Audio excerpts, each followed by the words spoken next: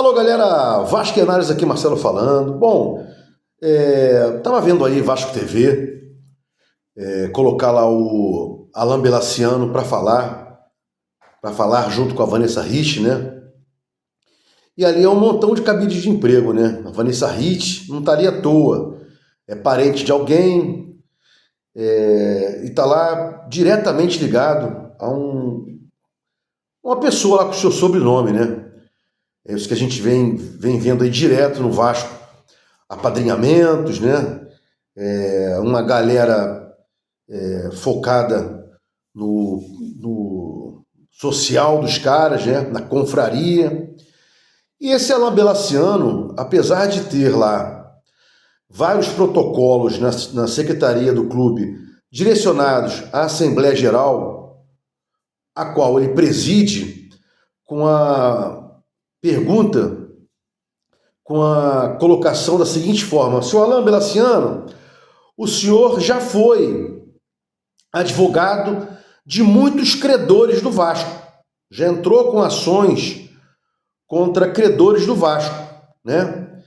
E tem processos aí, isso foi noticiado, que ele deixou de atuar, colocou alguém, a gente chama de subestabelecimento com reservas, né? Sem reservas, o advogado sai, passa para outro advogado. O subestabelecimento com reservas ou sub com reservas, esse advogado fica, né? Então foi noticiado aí que o Alain Belaciano tem alguns processos que ele continua, né? Passou um sub para alguém, mas continua no processo de credores, né? Que acionaram o Vasco. Mas por que eu estou dizendo isso, né? Eu estou dizendo isso pelo seguinte: ele falou lá para Vanessa Rich, na Vasco TV, sobre deságio, né?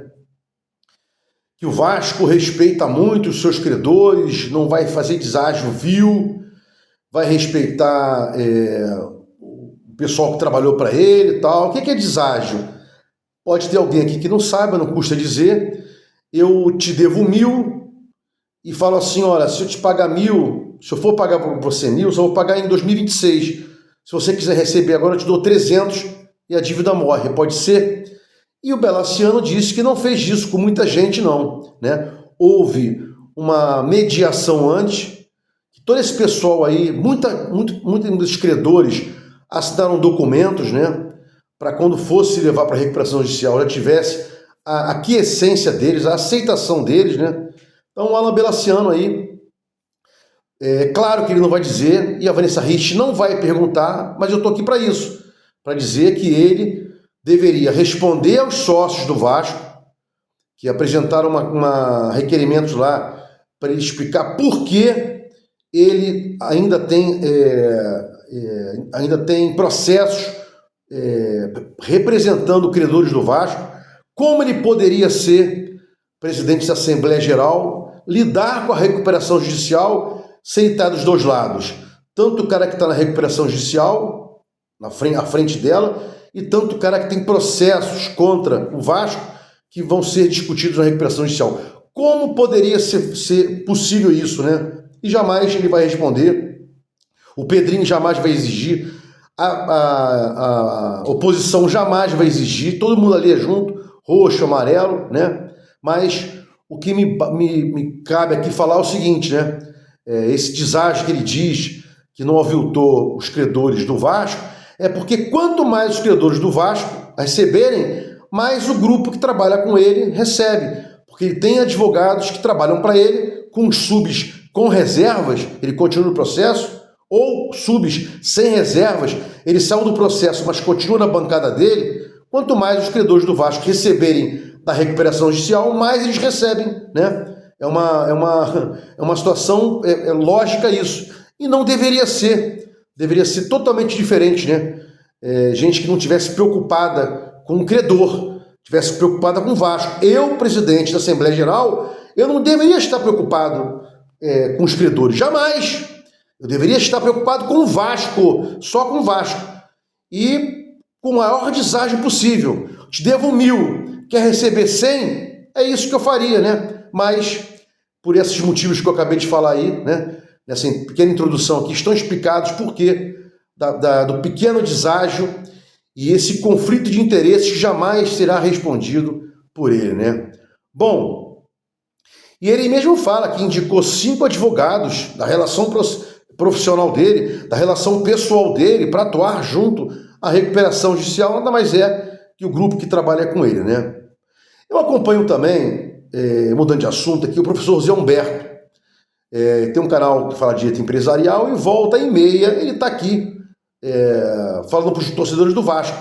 Ele abre vídeos direcionados, né, sobre a questão do Vasco e tal, e o último vídeo dele, ele fala sobre uma coisa que já passou, já tem um tempinho, eu até falei sobre isso, todo mundo praticamente falou sobre isso, que é o terceiro árbitro impugnado na arbitragem, né?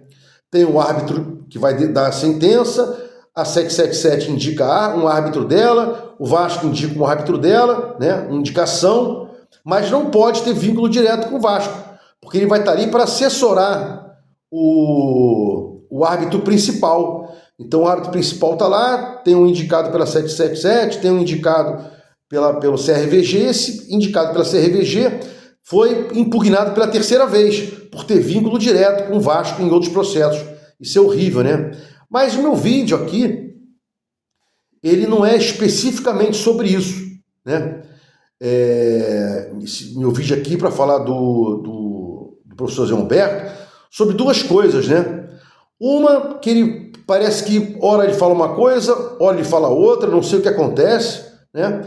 Eu sempre defendi que assim que o Vasco obtivesse o controle definitivo da Vasco SAF, como obteve, né? Cabe recurso, mas é impossível que isso aí mude, né? É uma decisão que já está estabilizada, né?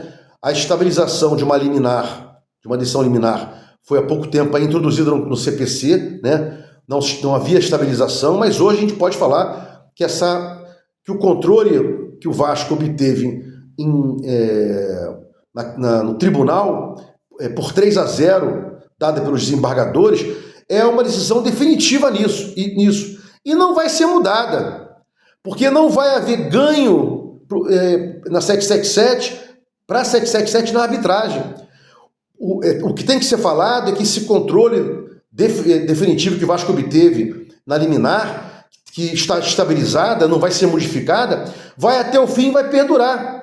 E não vai ser modificada na sentença, porque o Vasco não perde essa arbitragem. Então, é muito bom que o Vasco tenha isso aí para negociar com o suposto adquirente.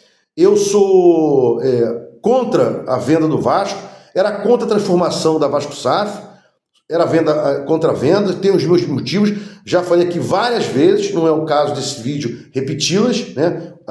Repeti-los, os motivos, mas é um erro do professor Zé Humberto dizer isso, que essa liminar ela não vai perdurar e é uma decisão liminar, não, está estabilizada, né? Está estabilizada e vai perdurar e não vai ser modificada, porque só seria modificada se a arbitragem desse ganho de causa a 777 não vai dar. Os fundamentos do Tribunal de Justiça para manter a decisão liminar dando controle acionário para o Vasco são inexcusáveis, né? Pelos descumprimentos contratuais, vários, que deixavam o Vasco aí, o CRVG, né, numa situação periclitante. Isso aí foi verificado. E a segundo ponto aí o segundo ponto que tem que ser falado pelo professor, e não foi falado, né? Ele abriu o vídeo para falar sobre a impugnação de um árbitro indicado pelo Vasco e tal. Primeiro ponto, acabei de falar, é uma decisão que vai manter o Vasco no controle definitivo das ações da Vasco SAF até o final, né? E o segundo ponto é especificamente o seguinte: hoje o Vasco está muito mais perto de estar com segurança jurídica, porque o CRVG controla as ações da Vasco SAF e daqui a pouco nós vamos ter uma decisão chancelando, homologando o plano de credores e um suposto adquirente, né, vai saber qual o valor total da dívida, quais são os credores e a forma de pagamento, né? A recuperação, a recuperação deixa você muito longe da falência, né?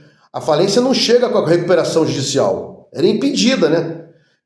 Tem gente que diz que a recuperação judicial é o primeiro passo da falência. O primeiro passo da falência é não pagar e não fazer a recuperação judicial, né? Já falei isso aqui várias vezes. Então, hoje, vem aqui na segunda parte do vídeo para dizer que, com relação ao Vasco, estamos melhor do que estávamos, mas anos-luz, pelo controle definitivo da Vasco SAF. Não, essa liminar não vai ser modificada, está estabilizada juridicamente, é um termo jurídico, e o suposto comprador já pode ter tido acesso à recuperação judicial, sabendo, né? Como eu falei, total da dívida, quem são os credores e o total, como é que ele vai pagar, forma de pagamento, né? Prazo de pagamento.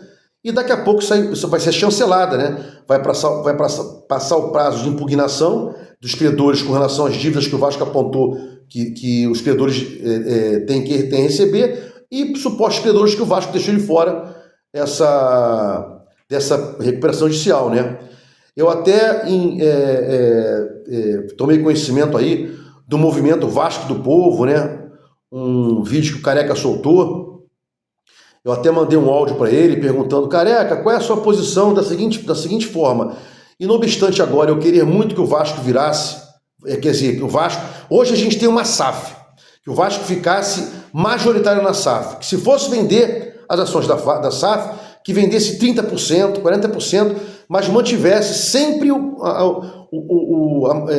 como majoritário, né? Sendo majoritário e com controle acionário, né? Mas o movimento Vasco do Povo aí, que mas não, contudo, o movimento que o Careca está apontando aí, Vasco do Povo, tende a não vender novamente, né? É o que eu quero, que o Vasco fique majoritário na SAF. Mas, para que não houvesse a venda, até ponderei, talvez tivesse que haver um referendo ou um plebiscito, tendo em vista que o sócio lá atrás escolheu a transformação em Vasco SAF e o sócio optou pela venda das ações para uma outra empresa, né? Ou seja, talvez fosse necessário um plebiscito, um referendo, para que o Vasco não vendesse, para poder dar uma satisfação ao sócio, para que o sócio mude o seu pensamento. Eis que o sócio lá atrás quis vender as ações da Vasco SAF de forma majoritária para uma outra empresa, a 777. E eu acho que agora, para que esse movimento, para ser legítimo, deveria haver aí um plebiscito, um referendo para o sócio. Alô, sócio, vendemos aí, pô, olha a merda que deu. Você quer vender de novo? Vamos tentar que o Vasco fique aqui majoritário com as ações? O controle acionário é nosso. Há de perpétuo, não vai haver mudança na arbitragem. Tô te afirmando isso. Então é importante que o sócio pudesse, né, através de referendo ou plebiscito, legitimar a não venda das ações do Vasco, pelo menos na sua maioria, para que o Vasco ficasse com a maioria, né, este que já tem um controle acionário aí, definitivo. Se gostou dos comentários, inscreve aqui no meu canal Vasco Análise, dá um like para mostrar o YouTube engajamento, sininho para mostrar o YouTube que você quer receber meus vídeos. Quando forem ao ar, Vasco Análise, fique com Deus e até o próximo vídeo.